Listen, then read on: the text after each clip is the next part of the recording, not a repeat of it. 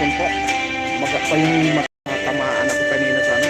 Tahimik lang akong nagmamasid. Sa malayong buok ako'y nakatindig. Ngunit tanaw ko ang hirap ng bayan at mga sigaw na walang nakikinig.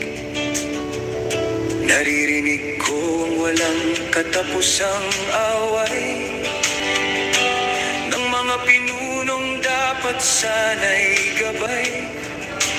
Habang ang mahirap ay lalong naghihirap at ang katotohanan ay pilit na nilalagay sa isang tabi. Ano ang dapat kong gawin, bayan ko? Kung ako'y malayo sa piling mo, karaniwang tao lamang, walang kapangyarihan, ngunit may pusong nagmamahal sa inang bayan. Kaya awitin ang aking panawagan, buksan natin ang isip at damdamin ng mamamayan. Kapag ang katotohanan ay ating nakita, sama-sama tayong kikilos para sa pagbabago. Ako'y tulad lamang ni na Pedro at Juan, hindi bihasa sa batas at usapin ng pamahalaan. Ngunit malinaw sa aking mga mata, kapag ang pera ng bayan ay nawawala, nakakalungkot na tila bang karaniwan. Ang mga balitang may bahid ng katiwalian, Gusto habang niya ang pasyalan mga ang batay composer po niya ay si ng mas Dante magandang Salvador. bukas Yan, pag para gusto nyo sa mapakinggan yan, puro mga ano yan. henerasyon. Ano ang Composer po siya, si Dante Salvador. Yan yung kapangatan po. bayan ko? Medyo masikip ang mata ko ngayon. Kung ako'y malayo Nakatingin ako kanina, tatlong mo, karaniwang tao lamang, walang kapangyarihan, ngunit may pusong nagmamahal sa inang bayan. Kaya awitin ang aking panawagan, buksan natin ang isip at damdamin ng mamamayan. Kapag ang katotohanan ay ating Gawad Antonian, may kami kalap shout out. sama-sama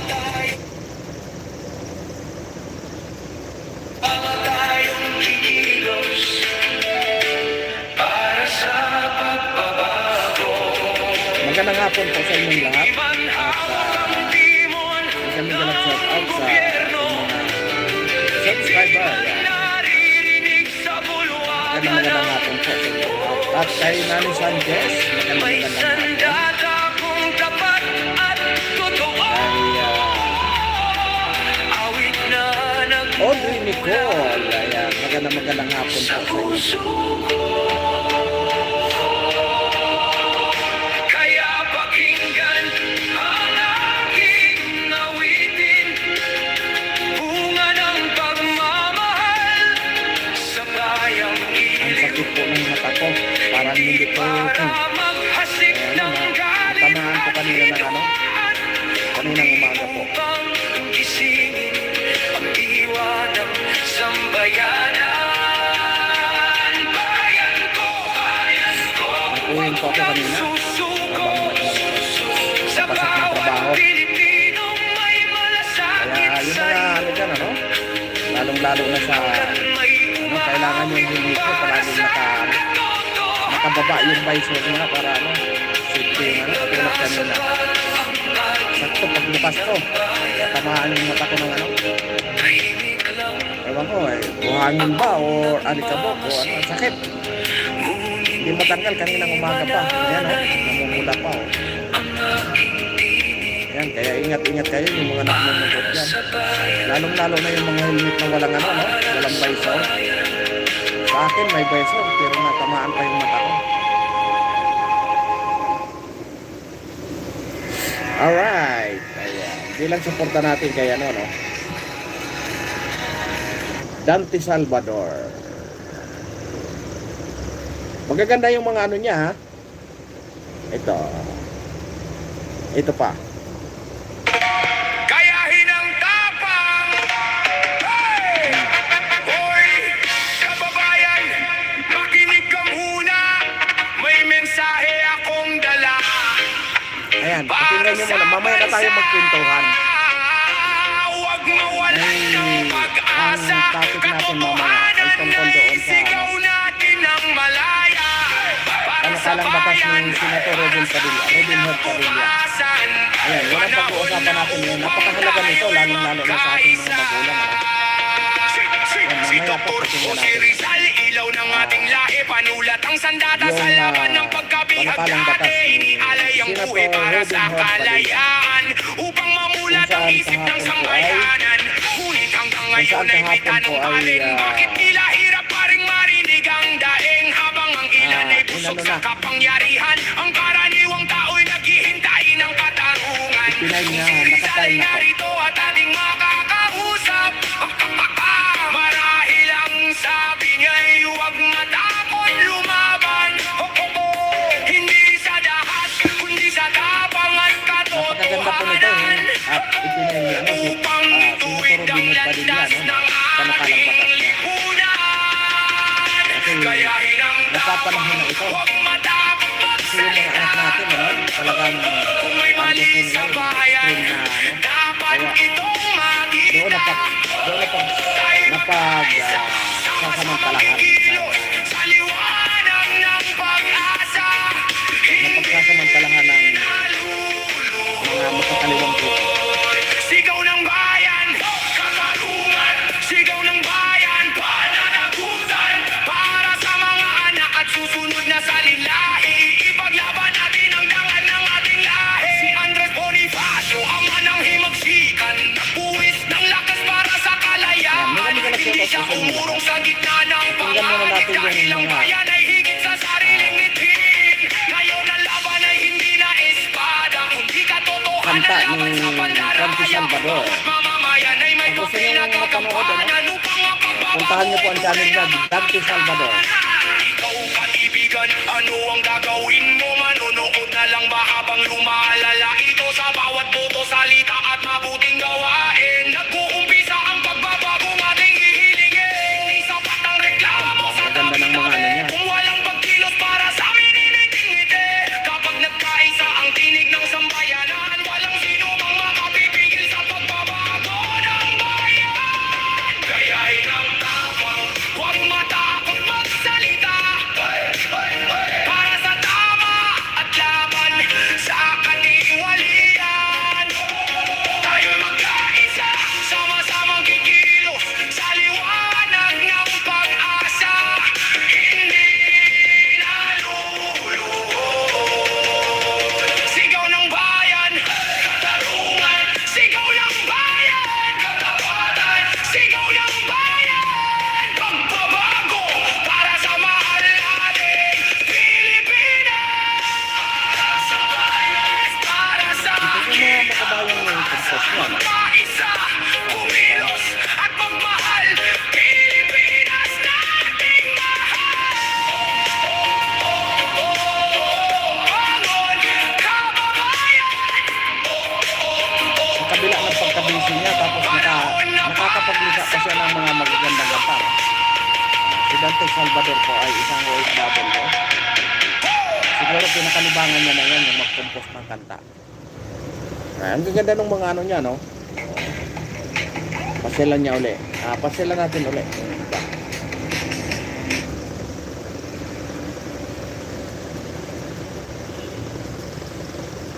Ito, yung ano niya.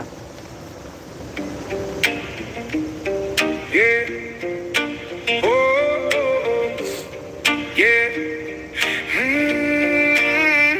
gitna ng unos at ingay ng bayan, may mga tanong na naghahanap ng kasagutan.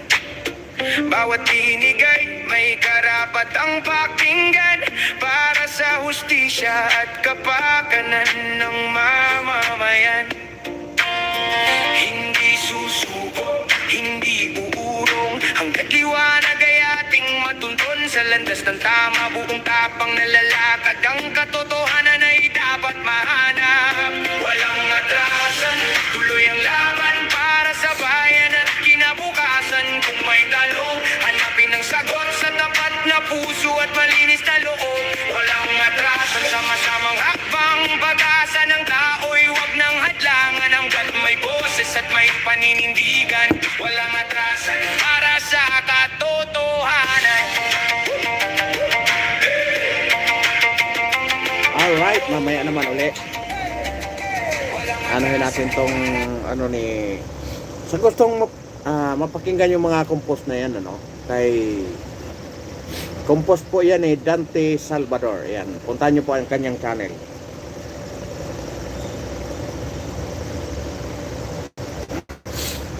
Yan. Magandang hapon po sa inyong lahat.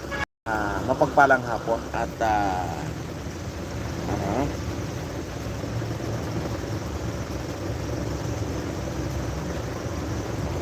magandang hapon po at siyempre sa lahat ng mga OFW, yan, magandang hapon po sa inyong lahat. Sa walang sawa niyong suporta. Alright, kahit nagka-problema ang channel natin, pag nagla-live tayo, nandyan pa rin kayo. Alright, abangan niyo po ang ano natin, mga adventure. Marami na po akong pang-upload ng mga adventure, mga kuha ng hindi ko pa pala napapakita sa inyo yung ano ko, ano, yung aking katuwang sa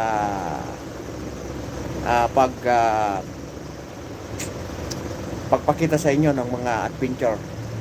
Yan, pakikita ko sa inyo ng libre yung mga gusto nyong marating na swak na sa budget, gusto nyong mga stress reliever na malapit lang. Yan, malapit sa Metro Manila, kumbaga hindi masyadong hassle, yung pag-travel, hindi masyadong hassle. Yan, ipapakita namin sa inyo ng mga libre. Yan, yung mga mahilig ng mag-camping, yan, yung mga mahilig sa nature, yan, yung mga malalapit na pwedeng mag-enjoy kayo lahat. Ipapakita natin ang libre yan. Ayan, huwag tayong maghangad na ano, kasi i-promote natin ang ano, mga tourist destination dito sa ating bansa ng libre hanggat kaya nating ano, hanggat kaya nating ipakita, hanggat kaya nating marating sa pamamagitan ng ating pagra-rides. Ayan, i-ano namin yan sa inyo na libre. Ipapakita namin sa inyo yan. Kumbaga sa boxing, blow by blow. Diba? Kailangan nating i-promote yan kasi sariling atin yan, diba? Kailangan natin i-promote. Kasi napakarami sa atin, lalong-lalo na yung mga stress, gustong tahimik na sandali, tahimik na buhay. Ayan, ipapakita namin sa inyo. Pero sa ngayon, dito muna tayo tututok sa ano, sa magla-live gawa ng tayo po may trabaho Lunes hanggang Sabado ang ating trabaho. Namaga na yata yung mata ko parang sinipo na ako, natamaan ng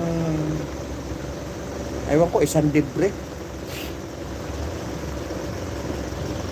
Pag ganyan ko doon sa pag ganyan doon sa visor ng helmet, pag palo ganyan, parang kumalat.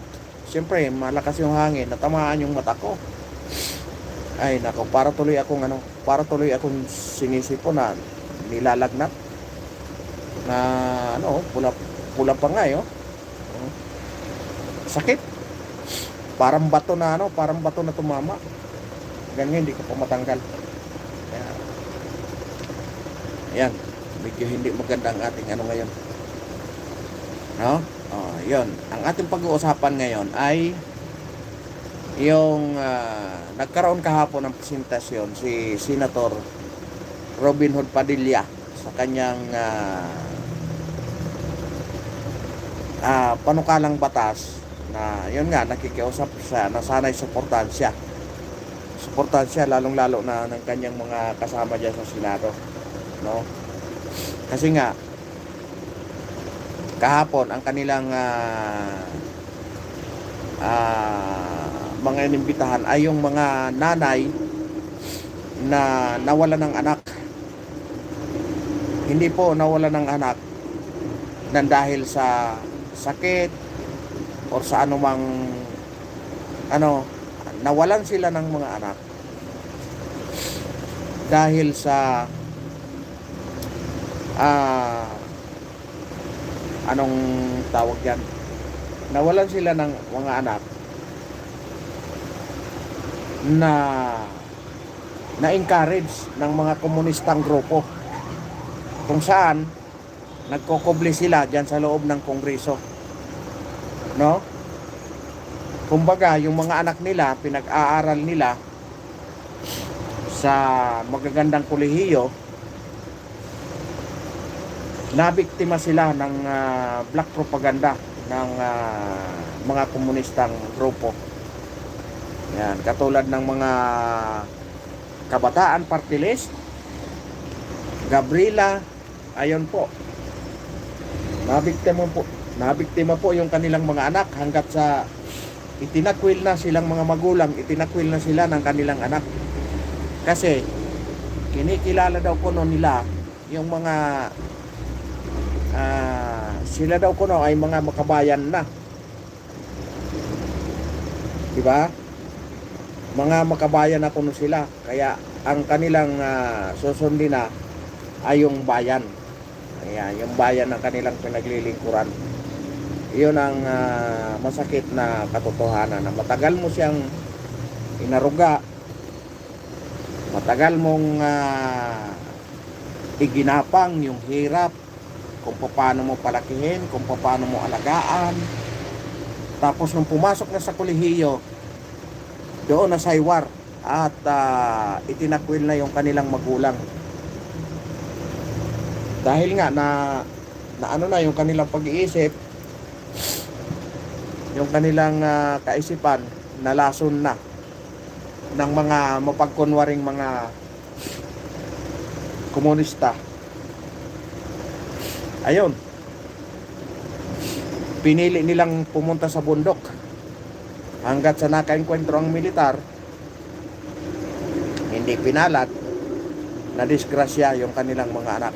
Kaya iyan ang mga nakakalungkot na mga pagkakataon. Nang dahil nga sa sobrang sa sobrang demokrasya, sa sobrang demokrasya, pinayagan natin lahat. Kahit na komunista, pinayagan pa natin pumasok sa loob ng gobyerno. Kasi nga, ang hangarin naman talaga nila, hindi naman yung ang hangad nila ay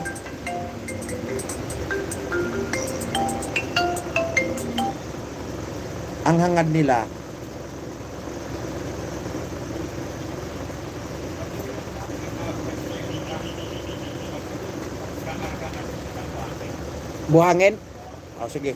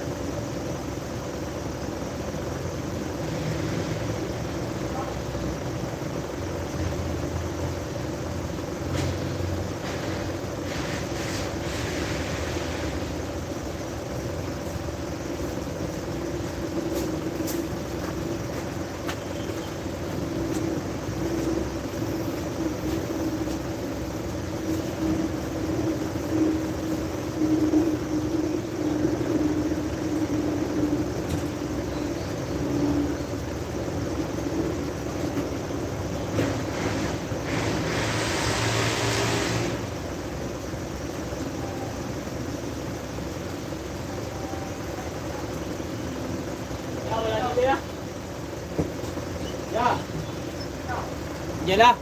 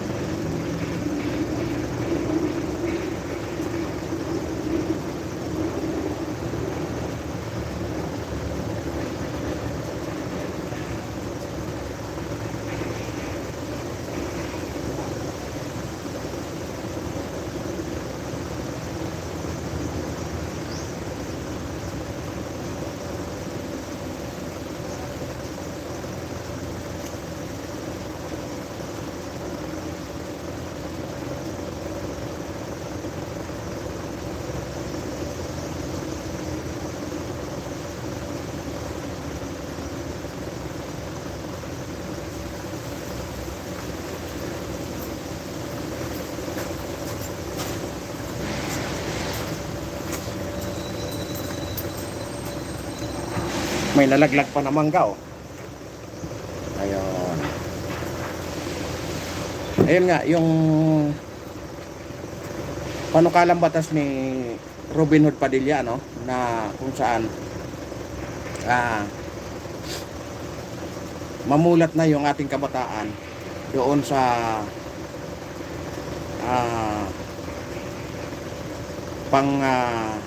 panglilin lang ng mga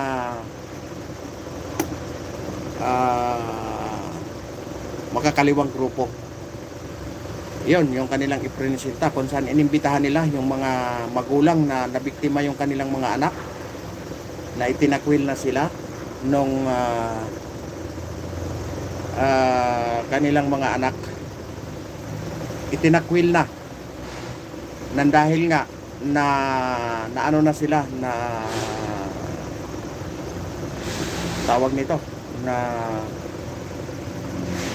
nalaso na yung utak ng kanilang mga anak doon sa kanilang pinapasukan ng mga eskwelahan, no? Ang masakit doon kasi, mga boss, ano, ang masaklap doon, iginapang mo yung anak mo para mapalaki mo ng maayos, masunurin sa magulang, tapos kamukat-mukat mo dahil nag-aral na panatag ka na. Yung pinag-enrollan mo pala, naandoon pala yung mga komunista, kung saan hindi mo akalain na yung anak mo mapahamak, mapunta sa maling ideolohiya, nang dahil sa inisip mo na safety yung anak mo doon kung saan nag-aaral. Yung pala, doon pa pala mapapariwara yung anak. Kaya napakaganda po yung panukala na batas ni Robin Hood Padilla, kung saan magkakaroon sila ng mga leadership training, ROTC, yan lahat para mamulat yung mga kabataan natin, lalong-lalo na yung mga estudyante. Mamulat sila kung ano ba talaga ang tunay na ipinaglalaban ng mga makakaliwang grupong ito. Kasi sa totoo lang talaga, yung mga makakaliwang grupo na ito, wala naman talaga itong ibang hangat. Kung hindi, mabaliktad ang pangyayari na yung gobyerno bumagsak, sila ngayon ang mamumuno sa gobyerno. Wala naman talagang ibang hangarin ito kung hindi yon. Dahil gusto nila, sila rin ang mamuno. Gusto nila maging komunismo ang bayan natin. Kaya, yung mga ano dyan, napapanahon na ang ano na ito na dapat nating suportahan, napapanahon na ang batas na ito na dapat nating suportahan. Dahil nga, ang akala natin dahil nag-aaral sa magandang eskwelahan yung ating mga anak, safe na yung ating mga anak, panatag na panatag tayo. Hindi natin alam, nandoon pala yung mga komunista na nagre-recruit. Doon pala mapapariwara, doon pala mapapahamak yung mga anak natin na kamukat-mukat mo, hindi na kinikilala yung magulang dahil ang magulang daw nila ay ang bayan na. Dahil nga nalason na sila eh. Yun ang masakit na katotohanan na naghihinagpis yung mga magulang na kung saan ito yung mga naulila, nawala ng mga magulang, kung saan nalaman na lang nila na naka-enkwentro ng militar yung kanilang mga anak.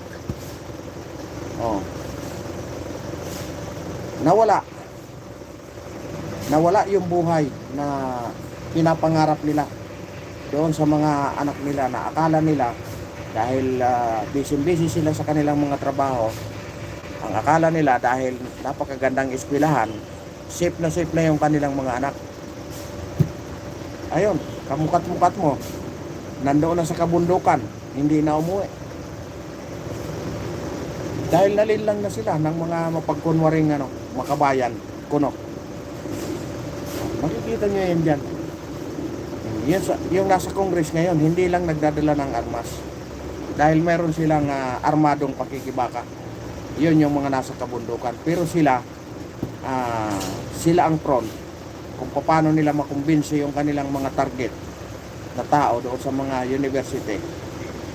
universidad na mga malalaki. Kung paano nila makumbinsi yung kabataan para ma-recruit nila, madala nila doon sa kabundukan. Pagdating ng panahon, pag hinog na dito sa Metro Manila, talagang nasa puso na nila yung pagiging makabayan ko, no? Ayun na, dadalhin na doon sa armadong pakikibaka. Ganon din po ang nangyari sa atin noon. Tayo ay nasa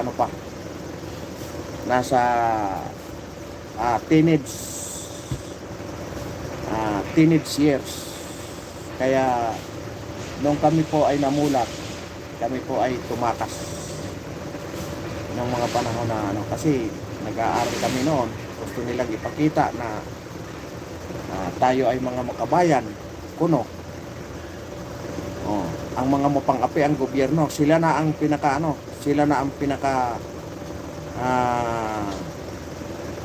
pinagkakatiwalaan.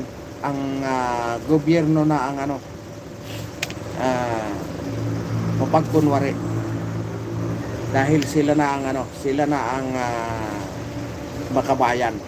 Ganon ang nangyayari sa kaya napapanahon na po para suportahan natin yung kasi huwag na nating antayin na tayo mismo na mabiktima pa ng mga ganong klaseng alam nyo naman ang kabataan, talagang gustong-gusto nila yung mga extreme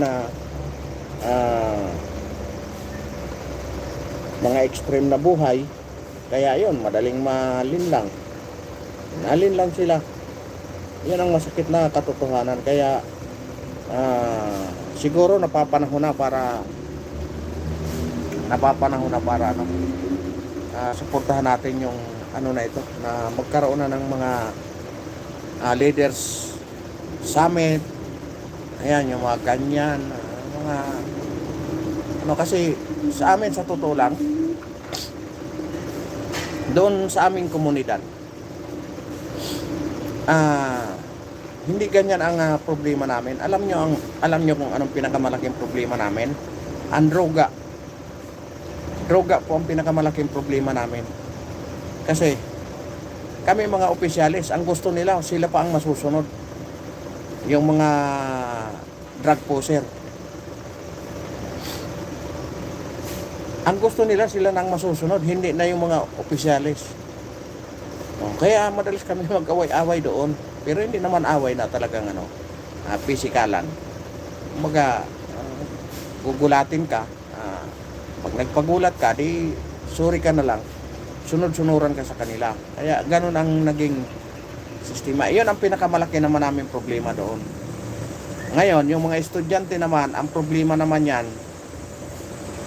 dahil yung mga magulang, akala nila safe na sila, na nasa school yung mga anak nila, yung pala, unti-unti nang nare-recruit ng mga nagpapanggap na mga makabayan ko, no? Lalong-lalo na yun nandiyan sa Kongreso. Yan, kaya tandaan nyo yan, ang Kabataan Party List. Gumagamit lang yan ng mga iba't ibang sangay, iba't ibang organisasyon, pero sila pa rin yun. Pagdating ng panahon, lulutang yan sila. Lalasunin na ng lalasunin yung utak ng inyong mga anak. Hanggat sa pati kayo itakwil na. Kasi ang kanila kunong pinagsisilbihan ay ang bayan na. Iyon na ang kanilang magulang. Ang bayan na. Dahil sila ay mga makabayan na. Ganon ang nagiging ganon ang nagiging mga problema ng mga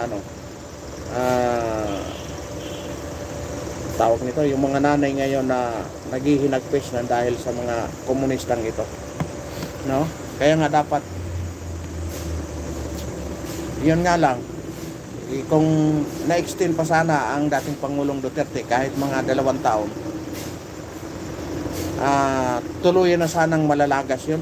Kaso lang, siyempre 6 na taon lang naman ang presidente, wala tayong magagawa. Ngayon, nakarecover na naman sila. Nakarecover na naman. Kasi nga, hindi na masyadong seryoso ngayon ang gobyerno, kung saan binigyan pa nila ng laya na makagawa pa ng mga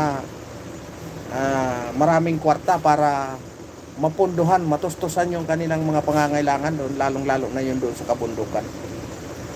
Yun ang masakit na katotohanan. Sinabi nga ni Robin Hood Padilla na ang kalaban natin ay hindi ang revolusyon, ang terorismo. Kasi nga mga terorista na, hindi naman na sila hindi man sila revolusyonaryo, pero pinalalabas nila na sila ay mga revolusyonaryo. Pero ang katotohanan ay sila ay mga terorismo. Kasi nga tiniteror yung inyong mga anak, tiniterorista yung utak. Diba?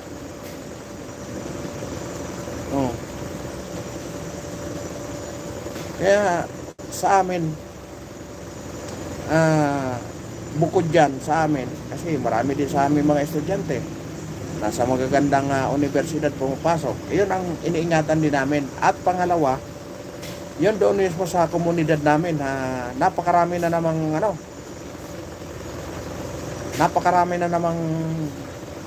adik at napakarami na namang mga nagbibenta ng siya po.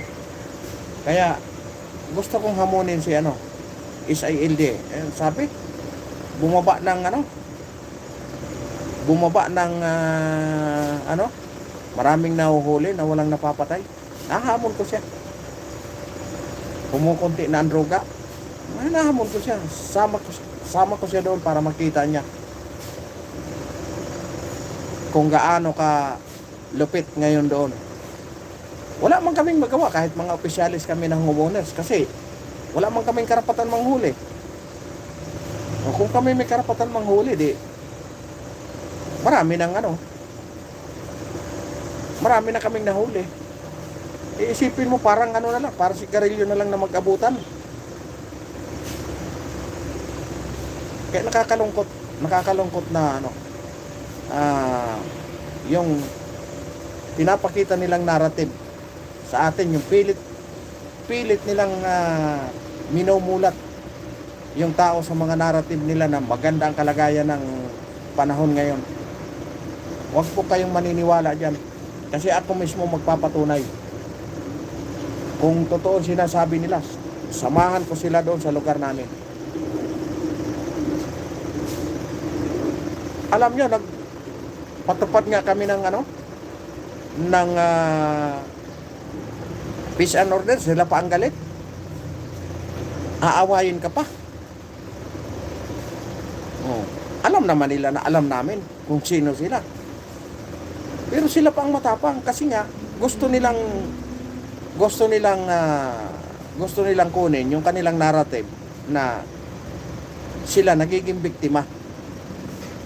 Kaya yan ang masakit na katotohanan na hindi natin ma-prevent yung mga ganyan, lalong-lalo na kung ang nagpoprotekta pa ay mga nasa gobyerno pa mismo. Oh, kasi isipin mo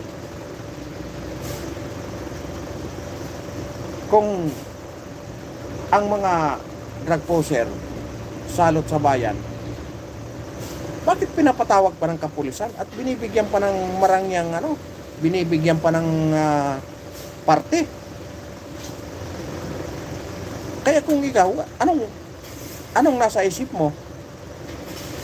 Oh, iisipin mo, mga hawak nila yun. Kaya gano'n na lang kalalakas ang loob. Kaya ikaw na nag-iisip ka na gusto mong matahimik yung lugar mo, ay di ka muna. Baka malagay ako sa alanganin. Kasi nga, kung ang iniisip mo, matahimik yung lugar mo, kung ang pinaplano mo naman na gusto mong maging kakampi, ay iyon pang may hawak sa kanila, di ka muna. Parang nilalagay ko sa panganib yung sarili ko. Diba? Kumbaga, magpiprino ka. Kasi, kung titingnan mo, ang kalagayan, makikita mo ang sitwasyon, kasama-sama nila. Ngayon, may isang beses, nakipag-meeting kami, sabihin ba naman baka po pwedeng makakuha tayo ng mga mas malinaw na detalye. Baka pwedeng makuha nyo yung address, yung tunay na pangalan, tapos picture. Di parang sinabi mong kami nang mag-imbestiga. Di ba? Ba't pa kami lalapit sa inyo? Kung alam pala namin na kami lang naman pala ang magtatrabaho. Di ba? Oh, yun ang mga ng kapulisan na gusto kunin pa namin yung address, yung pangalan, yung picture, tapos yung lugar kung saan sila pumipirmes.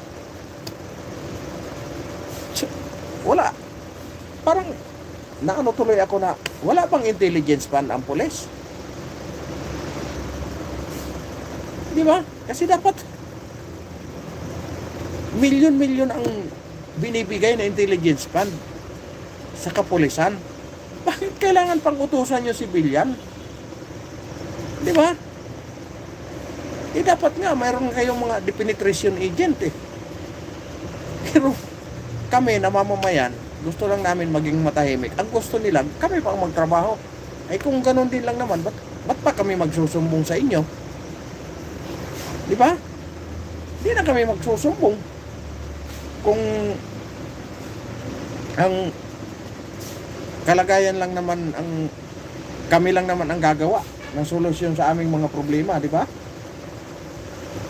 Huwag na tayong maglukuhan. Kasi mahirap mahirap talaga ang mahirap ang sitwasyon na tawag ito.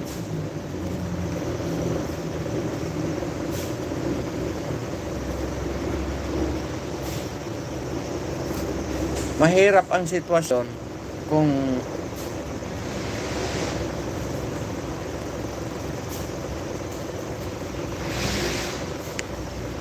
ang ano mismo, ang gobyerno mismo ayaw magtrabaho. Gusto nating magtrabaho pero ayaw nilang magtrabaho. Ay naku, nakakalungkot yun. Nakakabahala. Di ba? Kasi taon-taon mayroong intelligence fund na pinapaba yan para sa pundo ng kapulisan. Tapos pupunta ka doon, mag-aano ka ng problema mo sa iyong komunidad. Tapos biglang ikaw ang uutusan. Di ba? Anong saysay ng intelligence fund? Anong saysay ng posisyon nila? Kung kami rin lang palang magtatrabaho. Di ba? Kaya sayang lang yung parang kami nanghina kami ng marinig namin yung mga ganyan na statement ng kapulisan. Parang kami pa ang nanghina na gustong-gusto namin na maayos ang problema namin sa aming komunidad. Tapos kamukat-mukat mo, ikaw ang uutusan na alamin mo yung mga detalye ng tao. Kami mismo ang halos magkakabanggaan araw-araw. Tapos kami ang mag-imbestiga. Di ba? Common sense na lang. Biruin mo, utusan ka. Baka po pwedeng makuha natin yung tunay na pangalan, yung address, at kuhaan natin ng picture. Di ba? Sayang yung intelligence fund. Kung hindi rin lang naman pala gagamitin, saan nyo dinadala yun? Hindi nyo naman sinusurrender pag hindi naubos. Yan ang malungkot na yan ang malungkot sa atin na siguro tinatamad lang magtrabaho kasi baka mamaya kawawa naman yung pulis, matuwid naman yung pulis kung yung kanyang amo hindi naman matuwid, tatama rin din talaga magtrabaho. Di ba? Hawa-hawa na lang yan. Kasi ang nun, kung yung amo ko nga pinapabayaan lang, lalo na ako. Di ba? Kaya aywan ko kung ano na ang mga mangyayari sa susunod na mga panahon. Yan, sumunod pa yung sumunod pa yung mga kabataan na yan. Alam nyo sa amin, alam nyo kasi mga boss, hindi lang yan yung hindi lang yan. Akala nyo, Metro Manila safe na? Marami po dito sa Metro Manila na nagpapanggap na mga matitino. Pero karamihan yan dito, mga supporter ng mga revolutionary people, mga terorista. Sa totoo, yung mga na yan sa union, yung mga gumagawa ng union na yan, yung mga nagtatayo ng union, nako, kaya sana yung mga dumating yung panahon na talagang iyan ang tutukan ng gobyerno. Kasi nakakalungkot, wala nang ibang inisip ang gobyerno kung hindi nakawi na lang ang pira natin. Masakit na katotohanan yun, pero sana tanggapin natin na iyan na talaga ang pinabayaan na tayo ng gobyerno. Kasi nga doon naman tuwan-tuwa yung mga negosyante, kasi iyon ang unang-unang inaabuso ng mga estudyante, yung pagka-vulnerable natin na dahil wala na tayong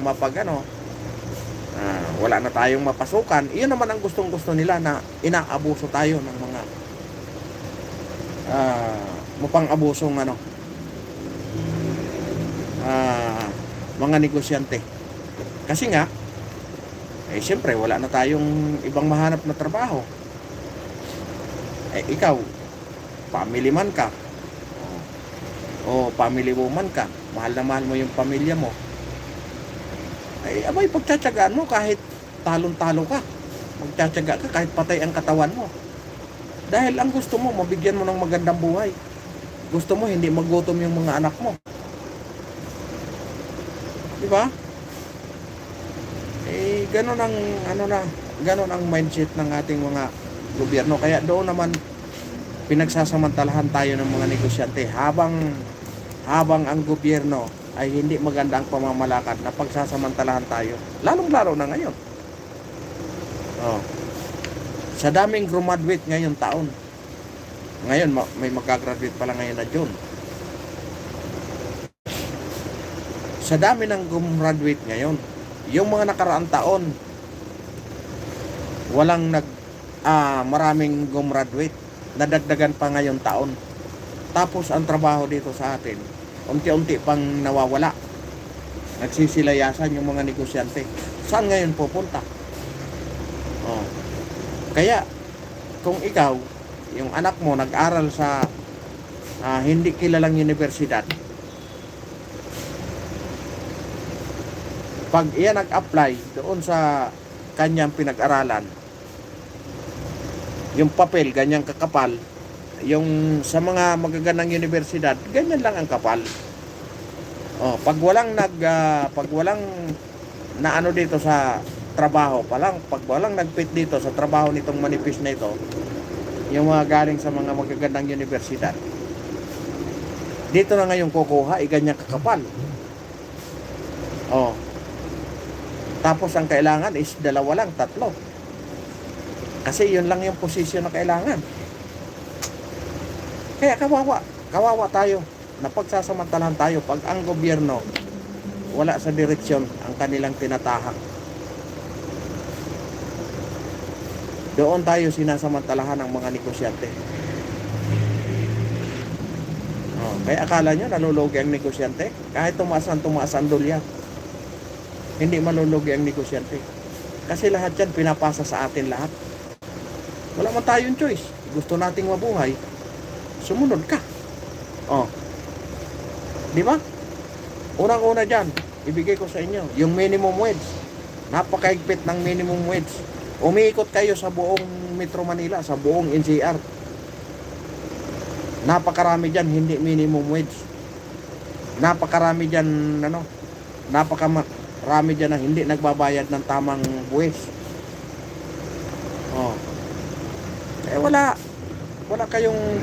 Wala tayong takas sa kanila. Sunod-sunuran tayo. Hirap na hirap ka na maghanap ng trabaho. Pag nagkatrabaho ka na, doon ka naman bibirahin ng 12% VAT.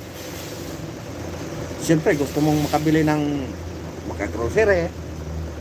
May mga anak gusto mong makabili ng masarap-sarap, patay ka naman sa presyo. Gapang ka pa rin. Wala kang choice. Diba? Kaya nga ang mahirap, palaging napagsasamantalahan. Kasama ang gobyernong nagsasamantala dyan. Ito lang, bigyan ko kayo sa Valenzuela lang. Napakaraming industrial dyan. Pumunta kayo ng sikreto dyan. Yung mga labor, yan, yung mga empleyado ng dole. Pumunta kayo ng palihim sa mga maliliit na mga dyan, pabrika dyan. Kung magkano ang minsan nga 350. Sasahuran ka dyan ng 600, 12 oras. Totoo o hindi? Sumama kayo sa akin para malaman natin. Kasi nga, unang-una dyan, yung mga nasa taas, Dahil mga makapangyarihan, pagpasok doon sa yung style kasi ng dole, mag-inspeksyon yan. Pag-inspeksyon yan, dadaan sa guard yan eh. Magtatanong, nandyan yung may-ari ng pabrika. Ay, opo.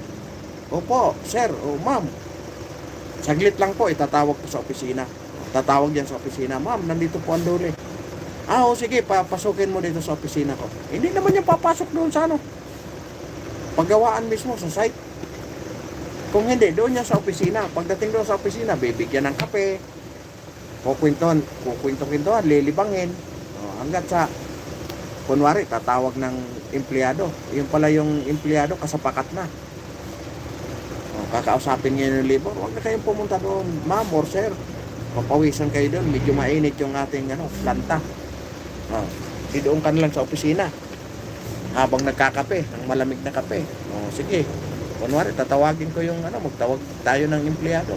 Pagtawag, siyempre, kasapakat na yun. Po, maganda po patakaran dito. Pag uwi ngayon, may pabaon pa. Nasasanay ngayon. Diba?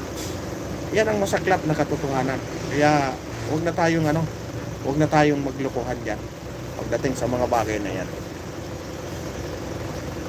Habang ang gobyerno walang tunay na direksyon para sa taong bayan, doon yan sinasamantala ng mga negosyante. Yan masakit na katotohanan. Reality ba? Kasi kala naman natin nalulugi na.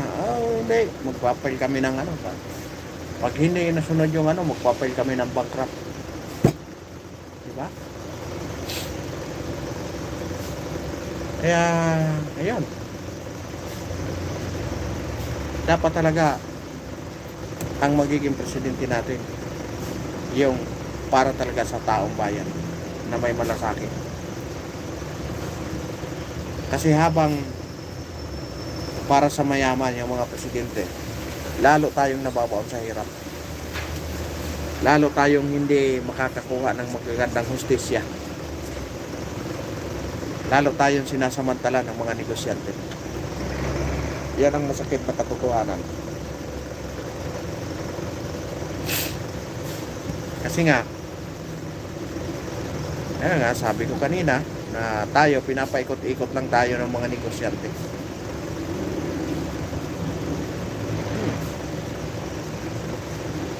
Ako namamasukan ako araw-araw.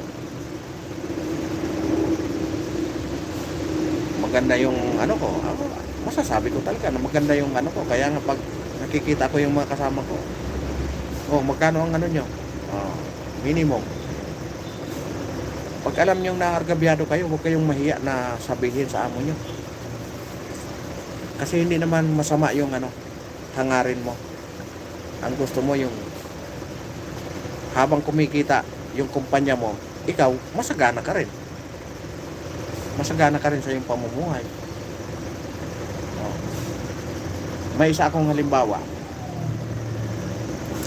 Yan sa bayaw ko. Nagtayo siya isang company. Construction company. Ang inaano nila yung pioneer. Ang nila yung pioneer, yung mga nagre-rehabilitate sa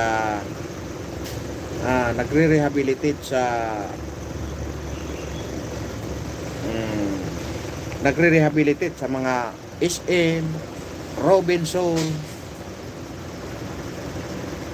hanggat sa dahil nakilala siya, dumami na yung tao niya, dumami eh. Pero nung nagtayo yan, yung mga bayaw ko, ilan ang bayaw ko? 7. Bukod pa yung mga bayaw din nila. Kaya minsan, yung bahay ko punong-puno yan. Punong-puno ng tao yan pag galing ng probinsya. Kasi tangay-tangay nila yan. May mga sarili silang tao. Kasi nangungontrata nga yung mga bayaw ko. Hindi simento ang hawak nila, styro. Styro yun, yung parang ang tawag doon is tawag doon is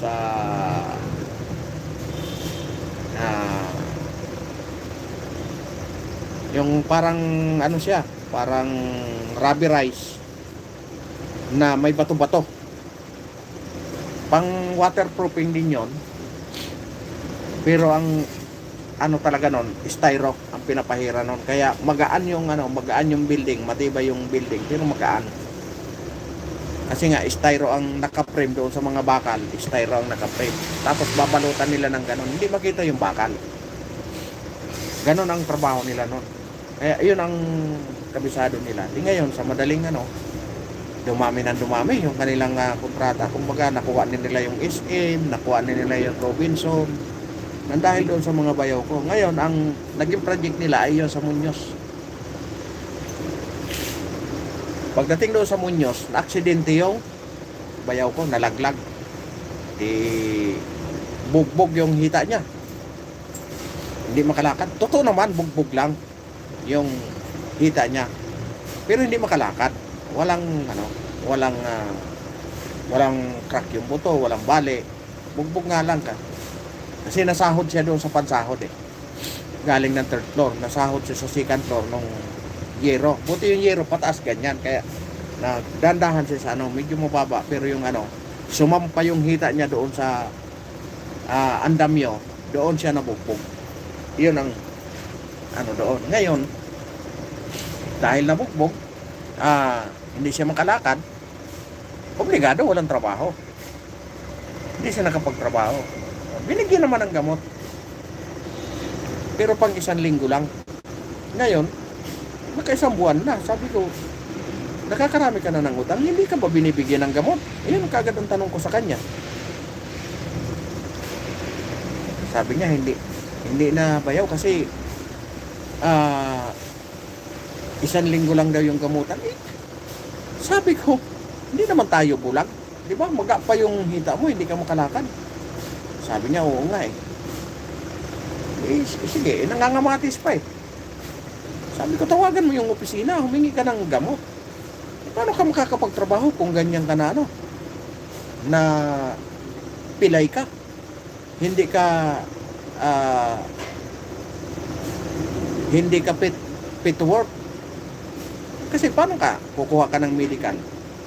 Paano ka i-issuean yan? Maga yung hita mo, hindi ka nga makasuot ng pantalon Yun ang ano ko.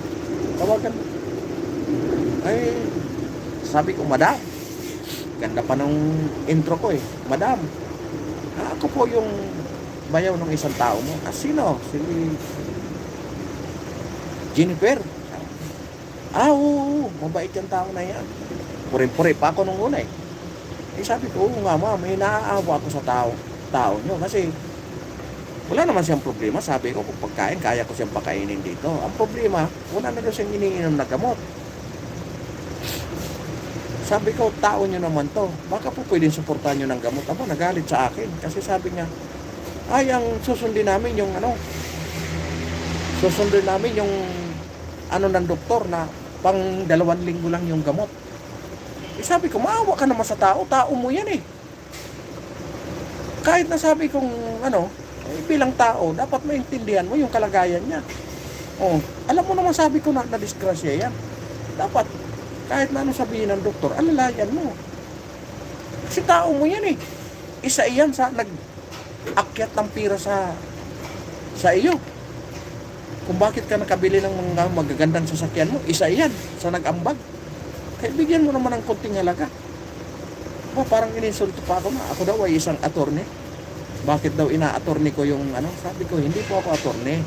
Inaano ko lang yung tao nyo kasi kumikita kayo dyan bilang isang tao ba, bigyan mo na ng halaga. Tao mo yan. Ako nga sabi ko wala naman akong pakinabang dyan, pero pinapakain ko dahil nga kapatid ng asawa ko, yun lang ang ko dyan. Ikaw, pinapakinabangan mo yan, kumikita ka dyan, dapat bigyan mo ng halaga. Sabi niya, sige, gusto kong hinarap ba naman sa akin Pinunta namin yung opisina. Ang lamig-lamig pa ng aircon sa opisina niya. Siyempre, pagpasok doon, hinarap ako sa attorney. inilapag pa sa akin yung papel na galing sa doktor. Sabi ko, wag mo kong lapagan yan. Kaya ko rin gumawa niyan. Sabi ko, tingnan mo ang sitwasyon. Ayun oh, tingnan mo. Oh, tapos sabihin mo sa akin ang papel na yan. Tingnan mo ang sitwasyon. Sabi ko, magamaga yung paa. Oh, ang dala ko ebidensya. Aktual na ebidensya. Ang pinapakita mo sa akin, papel. Huwag mo ipakita sa akin yung papel kasi pwede akong gumawa niyan. Magsigawan kami doon sa loob ng opisina niya. Oh. Bigay siya. Kung ayaw mo magbigay, bayaran mo yan. Kasi pag hindi mo binayaran niya, pupunta kami ng libur ngayon. Bayad siya. Biruin mo yun. Nakabili ka ng building dahil dyan sa tao na yan. Tagal-tagal mo pinakinabangan. Tapos ngayon siyang nangangailangan. Bitawan mo lang siya ng ganun-ganon. Tingnan mo ang sitwasyon, hindi yung susundin mong susundin, baka mamaya dinaya nyo pa yan. Dahil wala naman yung mga alam. Ang alam lang yan, magtrabaho, kung paano magpaakyat ng pira sa'yo. Yang hiya siya sa sarili niya. Sabi, hindi tayo dito nag-aaway. Ang ano natin dito, kung paano tayo magiging maayos pare-parehas. Kasi kung magmamatigasan tayo, hindi matigasan tayo. Ganun lang kasimple ang buhay. Lumalaban ka ng patas, lumaban din sila ng patas. Diba? Kaya ganun tayo na pagsasamantala ng mga negosyante kasi nga, dahil nga sa hirap ng buhay, wala na tayong hindi tayo makapalag. Yung bayaw ko pa, wag na lang bayaw kasi babalik na lang ako. Kailan ka pa babalik? Kung wala ka namang iniinom na gamot, paano ka gagaling? Ayun ang simple lang naman. Kailangan pang makipag-debate sa attorney para lang mabigyan ka ng gamot. Simple lang naman hinihingi natin sa kanila. Gamot lang diba? Kunting-kunting diferensya gusto palakihin pa. Yun lang ang buhay natin. Napagsasamantalan tayo ng mga negosyanteng mapagsamantala. Ganon ang kaya huwag nating sabihin na palibasa dyan tayo nabubuhay, baw na lang tayo ng baw kahit anong sabihin nila. Huwag kayong pumayag na ganon kasi pang-aabuso na yun sa karapatan natin. Diba? Sabi nga nung isang attorney, kapag may katwiran, ipaglaban mo. Paglalaban natin ang katwiran natin. Diba? Ganun lang kasimple. Alright, nakaisang oras na pala tayo. Bago tayo magtapos, pakinggan muna natin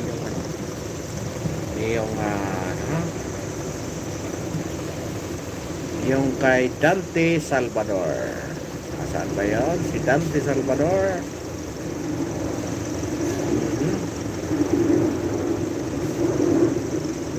Ganda yung kanyang mga kanta.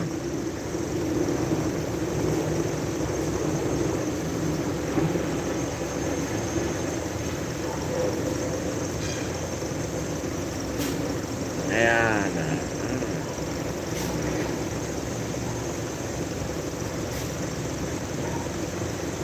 Look mo ito si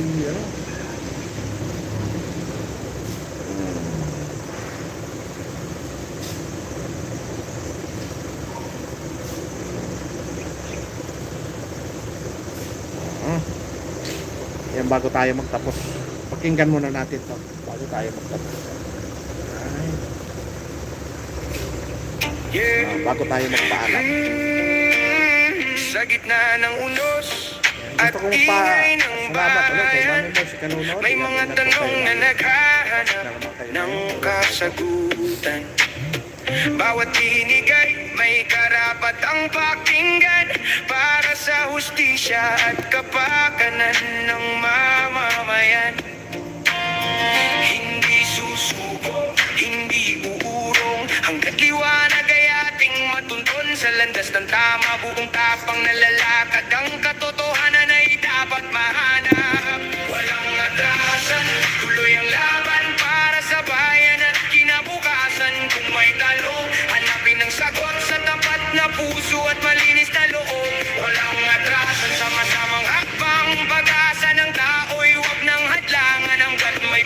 at may paninindigan. Walang atrasan para sa katotohanan.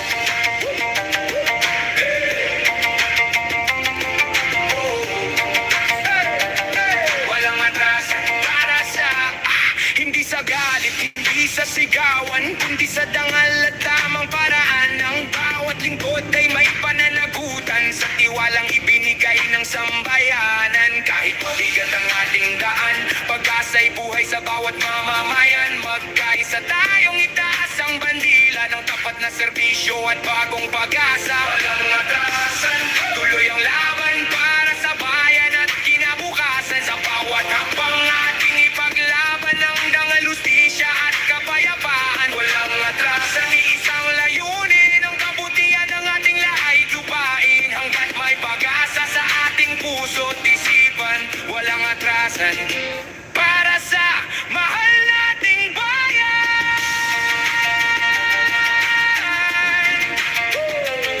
Walang atrasan, tuloy ang laban para sa katotohanan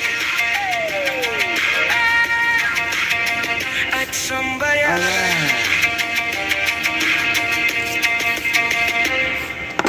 Kahit tayo ng mangga.